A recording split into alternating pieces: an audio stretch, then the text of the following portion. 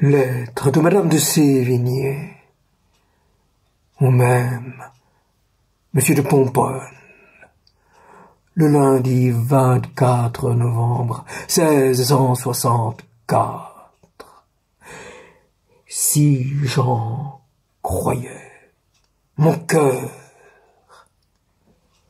c'est moi qui vous suis véritablement obligé de recevoir, si bien le soin que je prends de vous instruire. Croyez-vous que je ne trouve point de consolation en vous écrivant?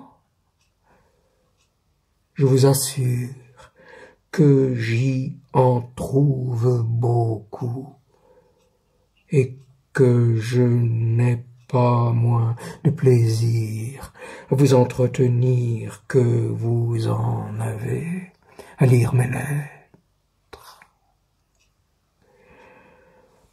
Tous les sentiments que vous avez sur ce que je vous mande sont bien naturels. Celui de l'espérance est commun à tout le monde, sans que l'on puisse dire pourquoi. Mais enfin, cela soutient le cœur. Je fus dîner à Sainte Marie de Saint-Antoine il y a 2 jours.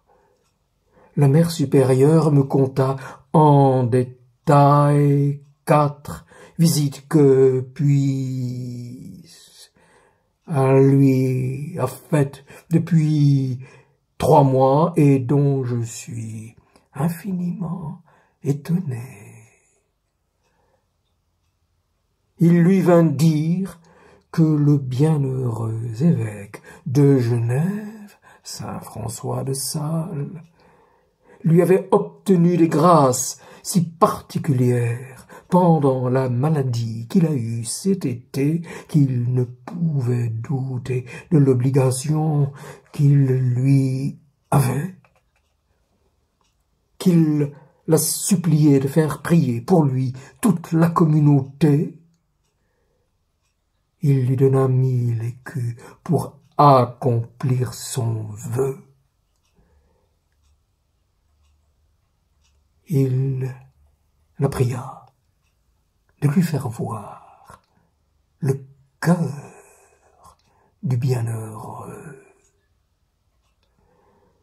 Quand il fut à la grille, il se jeta à genoux et fut plus d'1 quart d'heure fondu en larmes, apostrophant ce cœur, lui demandant une étincelle du feu dont l'amour de Dieu l'avait consumé.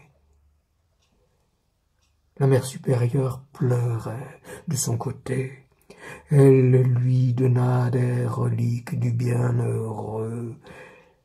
Il les porte incessamment.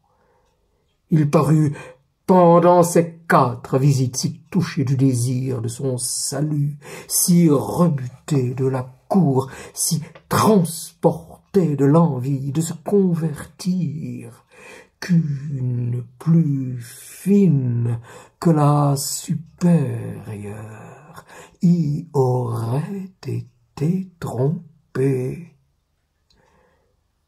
Il lui parla adroitement de l'affaire de Monsieur Fouquet. Il lui répondit comme un homme qui ne regardait que Dieu seul, qu'on ne le connaissait point, qu'on verrait et qu'on lui ferait justice selon Dieu, sans rien considérer que lui. Je ne fus jamais plus surprise que d'entendre tout ce discours. Si vous me demandez maintenant ce que j'en pense, je vous dirai que je n'en sais rien, que je n'y comprends rien, et que d'un côté je ne conçois pas à quoi peut servir cette comédie. Et si ce n'en est pas une. Comment il accommode tous les pas qu'il a fait depuis ce temps avec de si belles paroles. Voilà de ces choses qu'il faut que le temps explique. Car d'elles-mêmes, elles sont obscures. Cependant, n'en parlez pas, car la mère supérieure m'a prié de ne pas en faire courir cette petite histoire. J'ai vu la mère de Monsieur Fouquet. Elle me conta de quelle façon elle avait fait donner cet emplâtre par Madame de Charost à la reine. Il est certain que l'effet en fut prodigieux.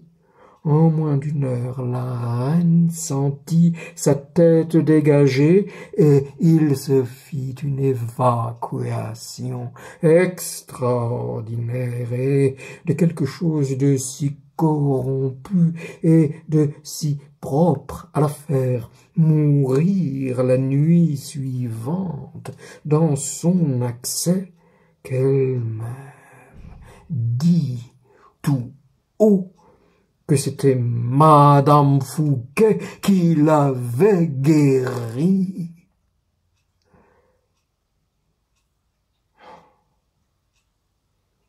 Que c'était ce qu'elle avait vidé qui lui avait donné les convulsions dont elle avait pensé mourir la nuit d'auparavant. La reine-mère en fut persuadée et le dit au roi, qui ne l'écouta pas. Les médecins, sans qui on avait mis l'emplâtre, ne dirent point ce qu'ils en pensaient et firent leur cours aux dépens de la vérité. Le même jour, le roi ne regarda pas ces pauvres femmes qui furent se jeter à ses pieds. Cependant, cette vérité est dans le cœur de tout le monde. Voilà encore une de ces choses dont il faut attendre la suite.